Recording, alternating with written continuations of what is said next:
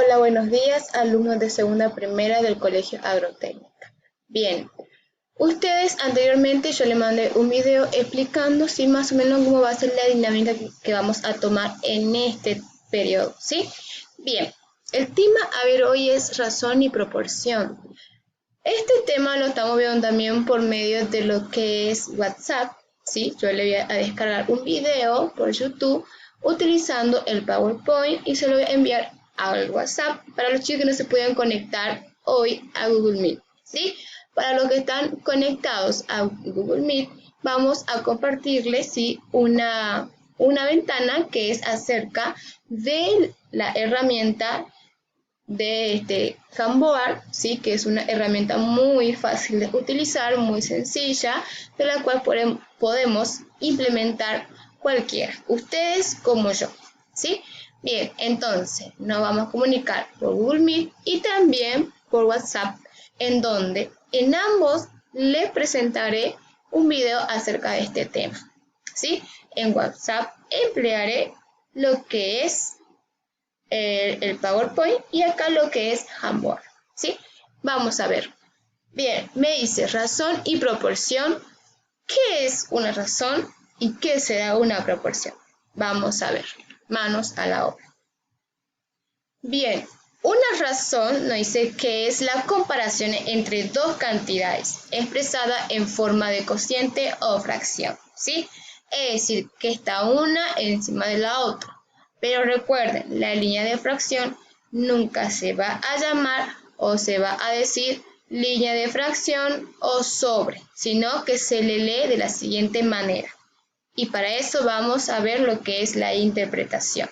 Me dice x a y, también se puede leer x dividido y o x es a y. Es ahí lo podemos representar con letra o con esta liñita que es la división, ¿sí? De esa forma se lee y se representa una razón y luego esta razón se convierte en proporción, ¿sí? Nunca van a decir a sobre i o 10 sobre 2 o 100 sobre 20, no, porque no es fracción, ¿sí? Estamos hablando de razón y proporción. ¿Qué se lee? Esa división que hay entre dos cantidades, se la lee es a, ¿sí? O dividir. Bien, vamos al segundo marco. ¿Qué me dice? ¿Cómo se lee? Ya lo dijimos. X es a y, a es a b, w es a u, ¿sí? Tenemos las dos cantidades, una cantidad y otra cantidad. ¿Y cómo se lee? Es a, ¿sí? El es a representa esa liñita que nosotros desconocemos y que es de fracción, ¿sí?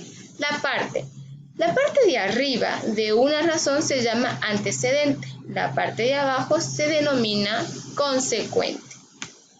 Y al realizar la división, ¿sí? Nos dará el resultado y ese resultado es el valor de la razón, ¿sí? Bien, hasta aquí que conocemos qué es una razón, cómo se la lee, cómo se la interpreta y sus partes. Vamos al siguiente marco, ¿sí? ¿Qué me dice? Tener en cuenta. Dos o más razones son equivalentes cuando tienen igual valor, ¿sí? Bien, a diferencia de las fracciones, en una razón sus elementos pueden contener cifras decimales. 1,25 es a 4,25, 6 dividido 1,8 o 6 es a 1,8, 3,5 es a 5 o 3,5 dividido 5. En una fracción nosotros no podemos adquirir ni en el numerador ni en el denominador números decimales. En la razón y en la proporción sí podemos obtener números decimales. Veamos un ejemplo. Me dice, un equipo de fútbol ha ganado 2 de cada 3 partidos de liga. Me dice que un equipo ha ganado 2 de cada 3. Es decir, que al 2 lo voy a colocar en el antecedente y en el consecuente 3. El antecedente siempre me dirá lo que sucede antes y el consecuente lo que es después, ¿sí? Si me dice que un equipo de fútbol ha ganado 2 de cada 3, me quiere decir que de esos 3 partidos, ¿cuánto ganó? 2. La unidad menor siempre va a ir, y vamos a tratar que vaya, en el antecedente y en el consecuente irá, ¿sí?, lo que es de lo que nos está hablando en general el problema, que serían de 3 partidos, ¿sí? Otro me dice, Luis ha obtenido sobresalientes en la mitad de la asignatura. ¿Cómo se representa una mitad? Una mitad siempre será 1 es a 2, ¿sí? O 1 dividido 2, un medio, ¿sí? Solamente me dice, Luis ha obtenido sobresaliente en la mitad. Solamente me dice la mitad de qué, de una asignatura. No me dice de cuál, ni de cómo, nada. Solo me dice de la mitad. Entonces digo, 1 es a 2, ¿sí? Vamos a ver el siguiente marco, ¿sí? Bien, ahora nos habla de la proporción. ¿Qué nos dice? Una proporción es una igualdad entre 2 razones. Recordemos, la razón era una cantidad, ¿sí?, dividida otra cantidad, ¿sí? Esto es una razón. Ahora, me dice que la proporción es una igualdad entre 2 razones. Es decir, tengo esta razón y voy a tener otra secundaria, ¿sí?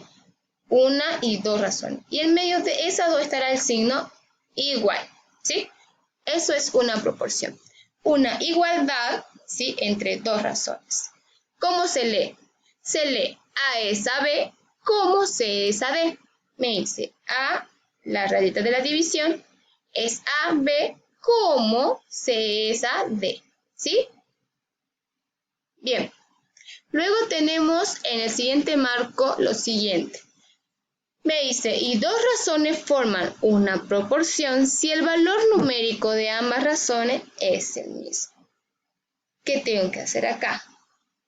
Me tiene que dar una igualdad cuando voy a realizar la multiplicación de extremos y de medios, ¿sí?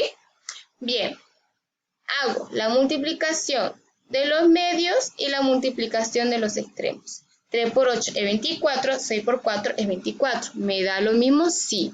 Entonces, sí, estas 2 razones sí pueden formar una proporción, porque al resolverlo me da una igualdad y toda igualdad es una proporción, ¿sí? Luego me dice, a dicho valor numérico como común de todas razones que forman una proporción se llama constante de proporcionalidad, ¿sí? Es decir, que todo aquel, ¿sí?, valor numérico común de todas razones que forman una proporción. Si tengo 3 a 4 como 6 a 8, ¿qué hago? Divido la razón, la primera razón, y luego divido la segunda razón. Al dividirla me da igual resultado, ¿sí? Entonces me dice que el resultado de la división entre la misma razón, es una constante de proporcionalidad. Así que nosotros sabemos que al multiplicarlo para comprobar la igualdad, me tiene que dar un número igual al otro, ¿sí?